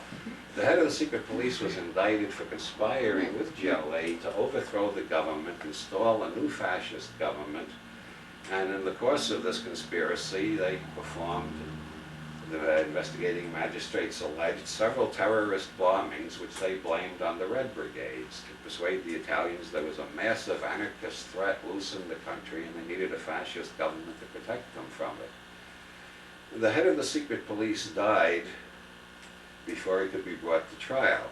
He was a Knight of Malta, so was Jelly. The Knights of Malta are an ancient Vatican secret society devoted to trying to put things back to the way they were in the 13th century, more or less. The main purpose of the Knights of Malta is to correct the errors that have crept into the Western world since the rise of Protestantism. The Western world is full of people who do not acknowledge the infallibility of the Pope. This is an error. The Western world is full of people who believe it's legitimate to overthrow an ordained monarch. This is an error. Pope Leo the faulty findeth, as Joyce calls him. What number did he have? Oh, you know the bastard I mean. Leo in the 1870s, he wrote a syllabus of errors, listing all the errors of the modern world. Most of them you'll find in the American Bill of Rights. These are all errors. Freedom of the press is an error. The press only has the freedom to print the truth, and the church defines the truth. The idea that we can print whatever we want is an error. The function of the Knights of Malta is to undo the Protestant Reformation, undo the democratic revolutions of the 18th century, and reestablish papal control over the whole world the way it should be, the way Jesus intended it to be when he founded the Catholic Church. You all know Jesus founded the Catholic Church, right? So Jelly was a Knight of Malta. The chief of the secret police was a Knight of Malta. Within Masonry, which the Knights of Malta have been trying to abolish for 200 years, they founded this quasi-Masonic order called Pei Dui. The next in line for chief of the secret police, after the head of the secret police died, turned out to be a member of Pei Dui also. He was brought to trial for conspiracy in the Bologna railway bombing and acquitted. Jelly, in the early 1970s, had recruited Roberto Calvi, who was a middle rank officer of Banco Ambrosiano, a bank owned by the Vatican Bank, but operating as a separate organization in Milan. Roberto Calvi believed that power in this world is based on what the Italians call secret power. All open power is based on secret power that works behind the scenes. Calvi told this to everybody he ever got into a philosophical discussion with. He told it to his son, he told it to other workers at the bank. It was one of his favorite topics when he wasn't recommending The Godfather. Calvi always told everybody, there's only one novel you have to read. Read The Godfather. That's the book that shows the way the world is really run. The rest of it is all romantic nonsense. So Calvi had a deep passion to find out who held the secret power so he could join them and be on the winning side, which makes a lot of sense if you want to be on the end. I'm always amazed by paranoids who find out who holds the power and then spend all their time fighting with them. If you know who holds the power, the thing to do is join them. If you're going to fight them, you're just going to wear yourself down, right? Doesn't that make sense? Or do we have some idealists left in the world? Well, Calvi joined Propaganda Due and got to be president of Banco Ambrosiano. Michele Sindona, who was a lawyer for the Mafia, for several Mafia families in particular in Sicily, he joined Pei Due and got sent over to the United States, where he offered Richard Nixon $1 million for the 1972 campaign, which Nixon's people decided to decline because they didn't like the possibility of this being traced back to the Mafia. Whether they ever managed to give the $1 million to Nixon through some subterranean channel, I have been unable to discover. But Sindona was at Nixon's inauguration that year. Sindona founded the Franklin National Bank in this country, and shortly thereafter was convicted of 65 counts of stock and currency fraud and faking his own kidnapping to avoid trial on those 65 counts. Then he hired, Nixon was out of office by then, he hired Nixon's law firm to fight his extradition to Italy, and they fought for a long time, 7 or 8 years, before Sindona was finally sent back to Italy, where he was convicted of murdering a bank examiner in connection with the failure of several of his banks over there, from which he had embezzled as much money as he had embezzled from the Franklin National Bank over here. And then he was about to stand trial for conspiracy with Jelly and General Michieli of the secret police, and Michio Jelly, and this fascist conspiracy to overthrow the government of Italy. Before he could stand trial on that charge, he was poisoned in his cell.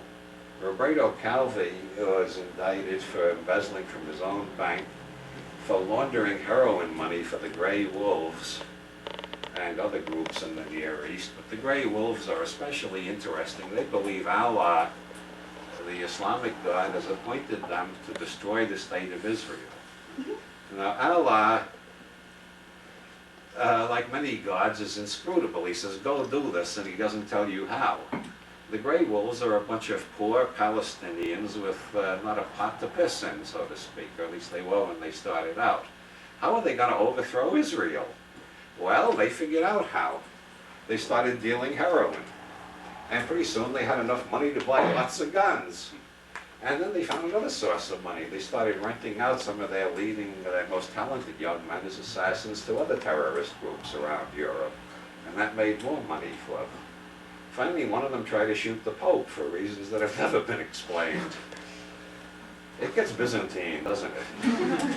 This money was being laundered through the Banco Ambrosiano, which was owned by the Vatican Bank, which was managed by Archbishop Paul Marcinkus. Have you ever heard of Archbishop Paul Marcinkus before tonight? Isn't that amazing? Everybody in Europe has heard of Archbishop Paul by now. And in this country, he got into the headlines back in the early 70s when Frank Hogan, the district attorney of New York, tried to extradite him to the United States to stand trial. And the Vatican refused to let him be extradited. And there was a bit of a tussle over that.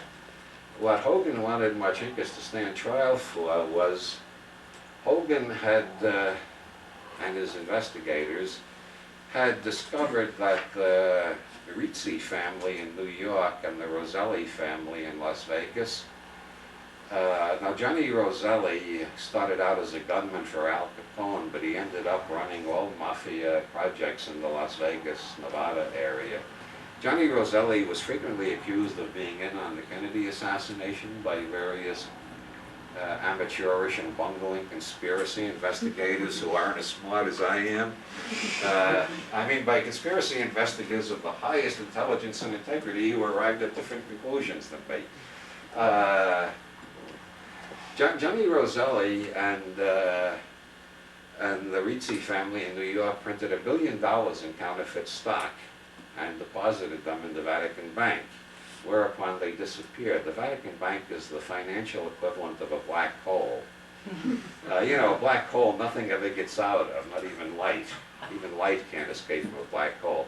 Well, nobody knows what's going on in the Vatican Bank except the people who run it, because the Italian bank examiners can't get in. The Vatican is not part of Italy. It's a sovereign state. That's why Noriega could take refuge in the Vatican embassy. It's a sovereign state. They have embassies just like any other government. They're not only a church, they're a government too. So nobody can get into the Vatican Bank. So once something gets into the Vatican Bank, it disappears from profane view, and only God and Archbishop Marcinkus know what becomes of it. So $1 billion of counterfeit stock went into the Vatican Bank and was seen no more. Now letters were produced in which Archbishop Marcinkus is corresponding with Johnny Roselli about getting this $1 billion in counterfeit stock. Now the defenders of the good Archbishop, of whom you'll find quite a few among pious Roman Catholics, who don't want to believe that an Archbishop would be engaged in knowingly dealing in counterfeit stocks, they claim he thought he was buying real stocks. He didn't know the Mafia prints counterfeit stocks. Well, that's possible. Maybe he thought he was dealing in baby booties, and they never explained to him we got $1 billion.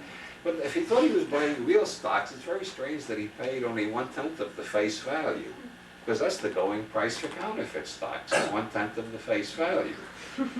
Counterfeit stocks travel around the world, and they're faster and faster all the time, going in more directions. It's very much like quantum theory. You can never know where they are. You just know they've been here, and now they're going to be there. You never know where they are. If you have a business that's in trouble, and you buy counterfeits, you buy enough counterfeit stocks, let's say you got enough capital to, let's say, just $1 million. So you got $1 million and you have debts of $3 million, and they're all, boy, the sheriff is at the door, your business might go bankrupt any day. So you take your $1 million and buy $10 million worth of counterfeit stocks. You deposit the $10 million of counterfeit stocks into your bank. You've now got a $10 million line of credit. You pay off everybody you owe money to. You're not in trouble anymore. You expand your business. You hire new people. You build new plants. And then you sell the stock to somebody else equally desperate. And if the stock keep moving fast enough, they don't get caught. The stocks that get caught are not counterfeit stocks by and large. It's stolen stocks that banks are apt to notice. Counterfeit stocks, they sometimes notice, but if they move fast enough, the banks don't look at them that closely, and so they keep traveling. So this $1 billion in counterfeit stocks went into the Vatican Bank, and God knows where it went after that. The bank started collapsing all over the world. Wall Street almost collapsed with this continuous turmoil in the international economic community, because $10 billion in counterfeit stocks is more goddamn counterfeit stocks than have ever been loose at any one time before. Well, District Attorney Hogan did not manage to extradite Marcinkus. Nixon intervened to protect Marcinkus. There's an implication that Nixon was afraid of losing the Catholic vote. I don't know. Nixon also had Sindona as a guest at his inauguration, so one feels there was a closer connection than just the Catholic vote. In 1981, the District Attorney of Dade County indicted 8 officers of the World Finance Corporation in Miami for operating, he said, knowingly operating the largest cocaine laundromat ever uncovered. The DA got interested in this bank, the World Finance Corporation, because garbage men had told the police that they kept finding marijuana stems in the garbage. No, not stems, the stalks that you break the stems off before you take the leaves off the stems, you know. They find great big marijuana stalks in the garbage all the time. And these garbage men apparently weren't pot smokers themselves, or they would have kept their mouth shut and just went into the bank and said, "Can we buy some?" You know? But they went and told the police, and the police told the DA, and they put the bank under surveillance. And they very soon discovered that people were coming from Panama every day with briefcases full of cash. Panama is the only country in the world that uses American dollars outside America as its currency. These people are coming in every day with briefcases full of money, not checks, cash. And this bank was running it all through the Cisalpine Bank in the Bahamas. And so the district attorney started investigating the Cisalpine Bank in the Bahamas. And guess who owned the Cisalpine Bank in the Bahamas? Archbishop Marcinkus and Roberto Calvi. And the money went from the Cisalpine Bank to the Vatican Bank, along with all the heroin money from the Grey Wolves, and the Catholic Church was getting richer all the time. And some of the money was going to Poland to support Solidarity, which made the CIA very happy. A lot of the money found its way back to Central America to support the death squads that the CIA is running, because the Senate Intelligence Committee, from the time Jimmy Carter got in 1976, until Reagan got in 1980, the Senate Intelligence Committee was getting a lot of cooperation from Stanfield Turner, who was the head of the CIA. At that time, disapproved of the CIA's involvement with the drug business and fired over 400 agents for being involved in the drug business. And the Senate Intelligence Committee was learning a great deal about the CIA's involvement in the drug business. So the CIA fired all these people, who thereupon went into the drug business in a much bigger way than ever before. And Theodore Shackley, who was running all this, was dispatched by them, according to the Christic Institute, which has documents. He was dispatched by them to persuade George Bush, who had been the supervisor of the whole project, to run for president. So if they could get Bush into the White House, they could go back into business as they were doing it before, inside the government instead of outside the government, and thereby have greater protection.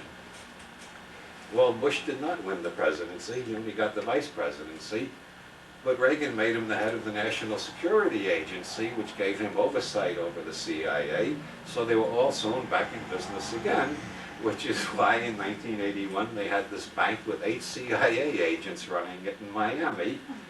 That was laundering all this cocaine money to pay for the death squads, which Congress wasn't supposed to know anything about, and which most Americans still don't know anything about even today. You say death squads to most people, and they say, you mean the Nazis in the Second World War, something like that? No, I mean death squads right now all over Latin America, killing anybody who objects to American domination. They come into villages at night, they shoot people at random to terrorize the whole village. This is being paid for by the drug business. I'm sorry, if you like cocaine, this might make you feel a bit queasy about it, but I told you wouldn't find this part as funny as the first part. I'm telling you occult secrets. These are things that are hidden, that the profane do not know about, that are not revealed in the mass media.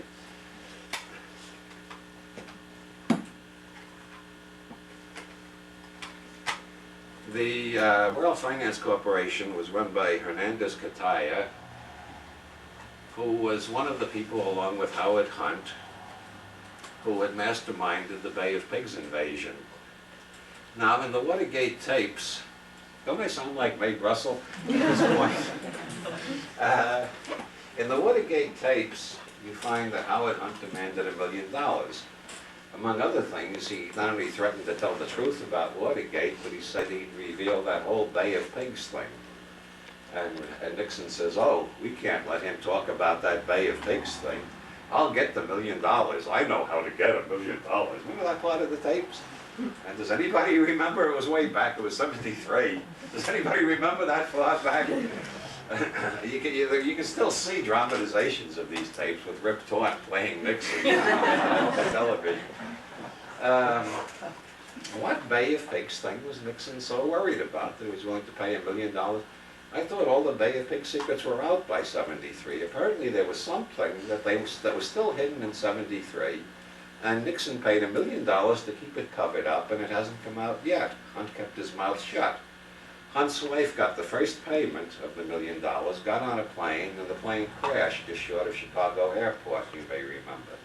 The pilot was found to have an unusual concentration of cyanide in his blood, but the investigator who was appointed by Nixon threw out the head of the FAA, which investigates such things, and put in somebody else who announced, oh, it's normal for people to have that much cyanide after an airplane crash. That's what they say, I swear, that's what they say.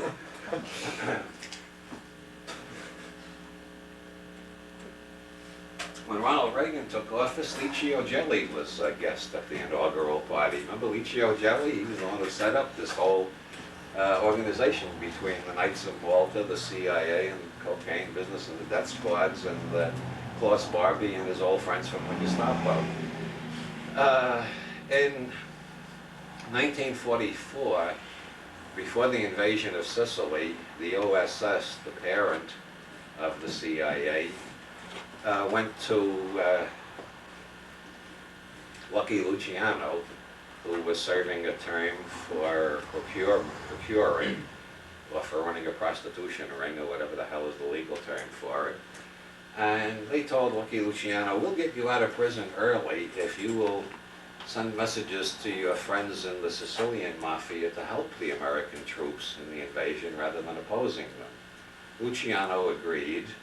The invasion of Sicily went off very smoothly and quickly, and the American intelligence community found itself married to the Mafia from then on. They never did get untangled. After the war, they used the Mafia to attack the French labor unions in southern France, and then onward through Licio Gelli, they went after the Italian labor unions and so on. And it gets harder and harder as decades pass from the 1940s to the present. You can never say this was Mafia or this was CIA. The two are so intertwined that all you can say is this was Mafia and or CIA. On the other hand, William Casey, who died while under investigation in the Iran-Contra, wait a minute, that was General Musumeci. He died while under investigation in the Bologna Railway bombing. Oh, it happened to William Casey too. People under investigation often die suddenly. It's the stress of publicity, I guess. William Casey, like General Musumeci, was a Knight of Malta. Just like Licio Gelli, who set this whole thing up. Just like Roberto Calvi, who ran the Banco Ambrosiano and the Cisalpine Bank with Archbishop Marcinkus. Roberto Calvi was found hanging from a bridge in London on June 18, 1982. Scotland Yard ruled that it was suicide. There was a lot of criticism in the English newspapers, and there was especially a hell of a lot of criticism of the fact that Calvi was a Freemason, and the detective who investigated for Scotland Yard was a Freemason too, and that Calvi was found hanging where the rising tide had covered his dead body. Now, the first degree oath in Freemasonry includes, or used to include, they changed it since Calvi's death, by the way. It used to include, and if I ever betray my fellows in the craft, may I be hanged where the rising tide will cover my dead body. Which pretty clearly indicates that Calvi was killed by his fellow Freemasons, or by somebody who ardently wishes us to think he was killed by his fellow Freemasons. His wife claims he was killed by the Vatican. Clara Calvi has said consistently from the beginning, from the time Calvi was found hanging from the bridge, she still says, he told her, he called from London and said he was going to come back to Italy, surrender, turn state's evidence, and reveal the people in the Vatican who had hatched all these major crimes he was involved in. Generally, when you turn state's evidence on crimes of that level, you get off. The other people take the fall. And he said he's afraid that the Vatican will try to kill him, but he thought he had enough on them that they wouldn't dare do it in public. That's sort of the way General Noriega feels right now. They won't dare do it. Well, everybody knows I'm here in the prison. And anybody want to give odds that Noriega will survive 2 months? 2 months. 2 months? Three? How about 3 months? No. Calvi's son also says the Vatican ordered his death. There's another book written by 2 Italian journalists who claims the Mafia killed Calvi because he shortchanged them on one of the heroin deals. So there's more than one theory about Calvi. The interesting thing is the Knights of Malta include Otto von Habsburg, who's also a member of the Priory of Scion and the president of the Society for the United States of Europe, and a direct descendant of Jesus Christ, if you believe the genealogies in Holy Blood, Holy Grail. So maybe the earth is hollow after all.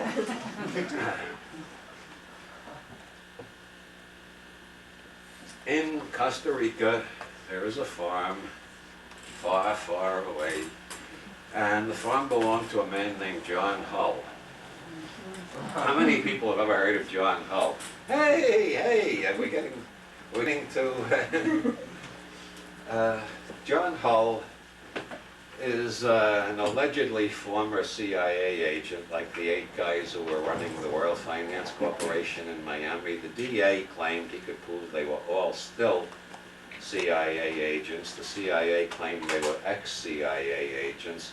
It seems to me the distinction is very metaphysical. It's been, since Fouché at least, it's been common practice in the intelligence to fire somebody when you want them to do something so bad that you don't want to track back to the agency. So they get fired and they get paid through a numbered bank account in Switzerland and they go on working, but nobody can prove it. And the 8 guys who were running the World Finance Corporation laundering all that cocaine money seem to be in that class. And John Hull was probably in that class too. He had a huge farm in Costa Rica. The Costa Rican government has indicted him for using the farm to illegally receive arms from Oli North, transport the arms to the Contras in Nicaragua, pick up cocaine from the Contras and ship the cocaine back to Miami. And John Hull left Costa Rica as soon as they indicted him.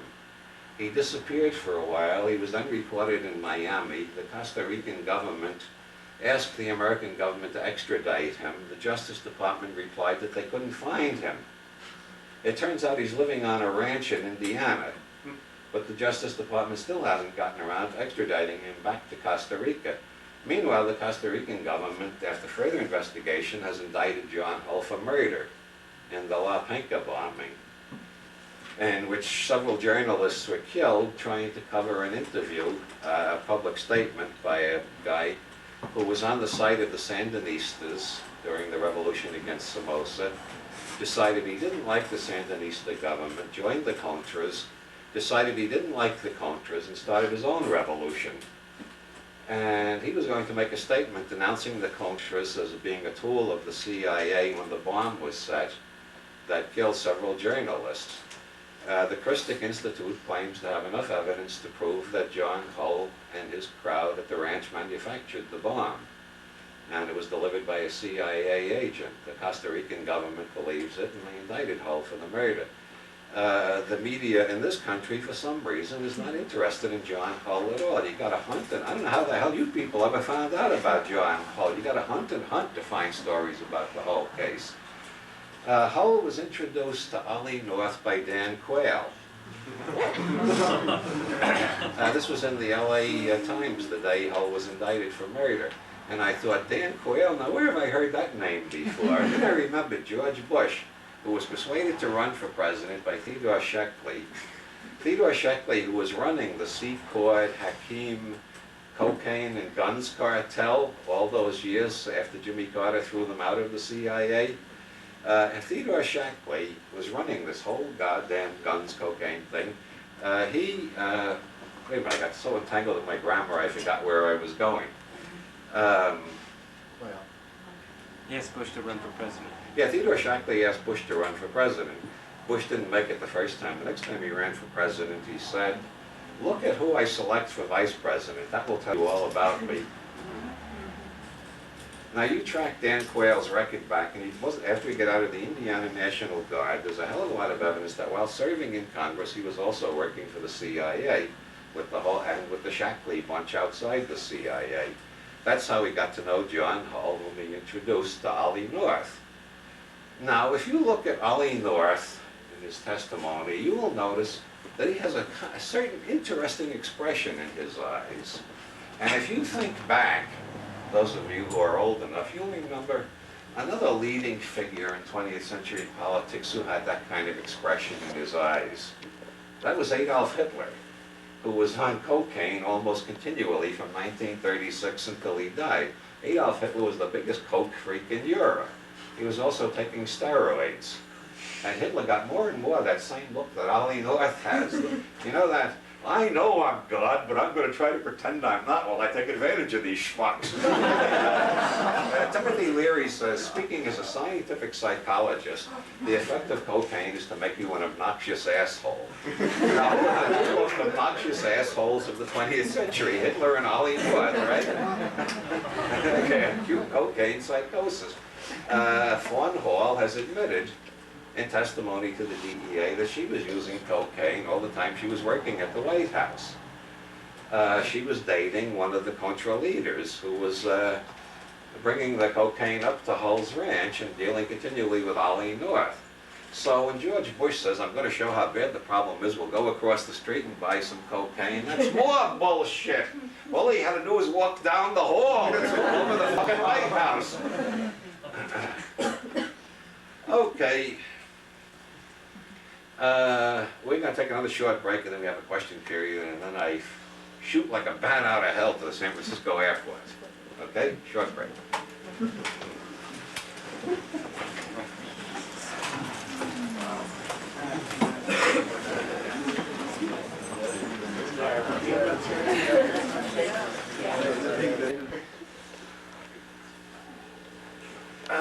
I think, well, George Washington said nations have no permanent allies, only permanent interests. Conspiracies have no permanent allies, only permanent interests. Timothy Leary said to me after reading Illuminatus, there are 24 conspiracies in every city, every large social group. He said, when I was at Harvard, I saw there were 24 conspiracies fighting to take over Harvard. And when I was in Folsom, I saw there were 24 gangs trying to take over Folsom. The Guards are only one gang. There's the Aryan Nation and the JDL, and there's all these other groups in there. And curiously, that came up in a conversation with the former district attorney of Santa Barbara. He just spontaneously said that he was talking about my books. He said, you know, in any city the size of, say, Santa Barbara, there are 24 groups fighting to take over the territory. And that's why I don't believe in monolithic conspiracy theories. There's one group that runs everything. If there was one group that runs everything, the world would make a little sense. But when I start examining what's going on, it doesn't make any sense at all. But like H.L. Mencken said, he believed he was a polytheist because the universe looks like it was designed by a committee. The world looks like it's run by a committee in which everybody's fighting, everybody else is stabbing everybody else in the back, and And that's called the multiple conspiracy model. And it makes more sense to me than the idea that there are no conspiracies, which is nonsense, because anybody who's ever worked for a corporation, those corporations conspire all the time. Politicians conspire all the time. Pot dealers conspire not to get caught by the narcs. The art world is full of conspiracies. Conspiracy is natural primate behavior. But there is no one conspiracy smart enough to run everything. If there was, the world would start to make sense. According to Colonel Tom Bearden, who is the most erudite, knowledgeable, and scientifically well-informed paranoid on the scene, Russians know how to alter reality. They know how to use the quantum equations to move from one parallel universe to another.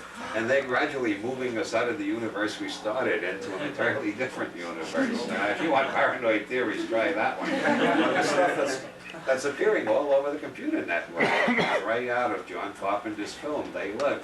The extraterrestrials are all around us, and the CIA allows them to genetically experiment on a certain number of human beings and mutilate a certain number of cattle, and in return they give the CIA the technology to brainwash the rest of us so we don't see what's going on. Those theories are, paranoid theories are great for horror movies, but if you start taking them seriously, you'll go fucking crazy. Yes? Yeah, I remember you once spoke about owning a Macintosh, so it's a kind of technical question, but you talk about those computer networks. What computer network would you get into if we had a Macintosh computer and a modem? Who would you call up and get into for your news sources?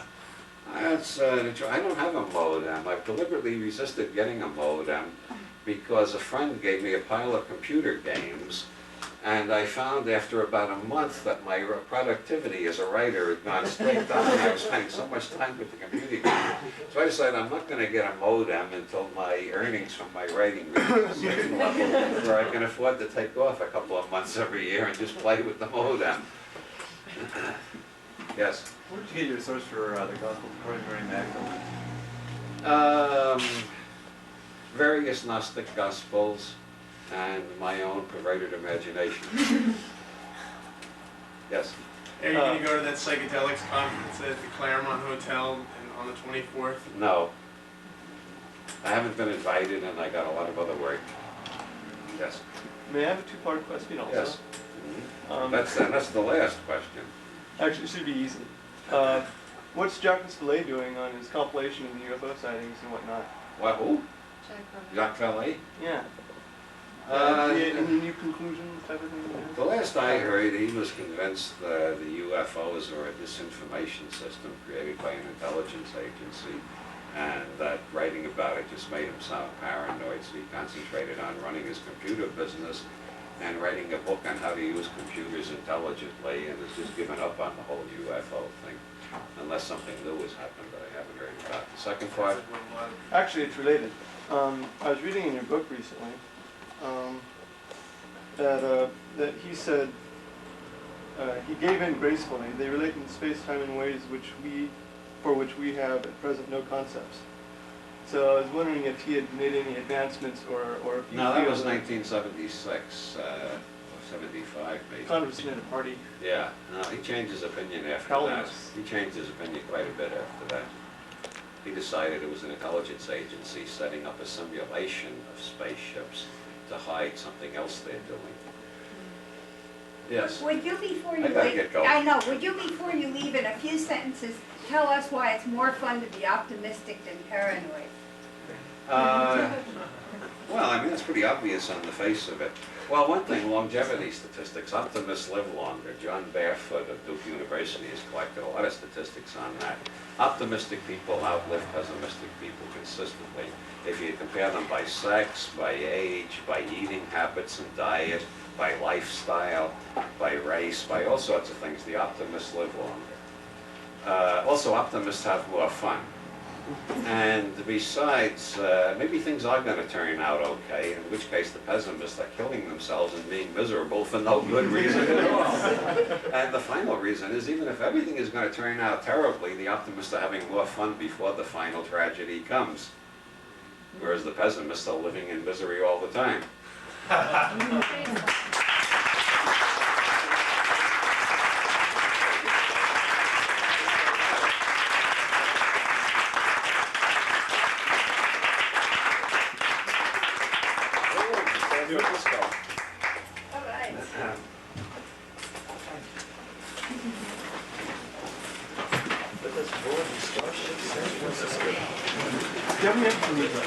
What? I came late. Nope, but I got an ad. Terribly sorry, I keep my comments short this time.